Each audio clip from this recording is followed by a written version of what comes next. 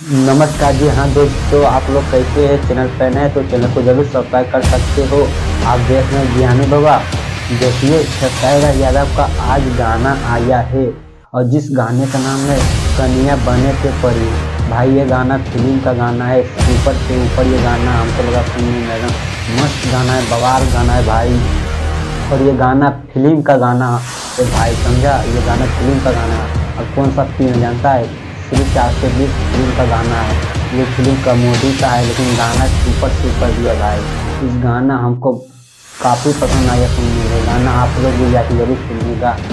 जिस एस के आज चैनल पर आया है गाना, ये आया है, जरूर आप लोग जाके सुनिएगा। एस के आज वीडियो पर आया गाना खेसारी लाल यादव को जरूर आप लोग जाके सुनिएगा। जो लोग सुन लिया होगा मुझे कमेंट में जरूर बताइएगा, समझा आपने? देखिए, इसका व्यू के बारे में बात करने वाले हैं। इसका व्यू आप लोग का दिख रहा होगा कि बोलता है 2 घंटा के अंदर में 18,000 लाइक मिल गया है, समझा?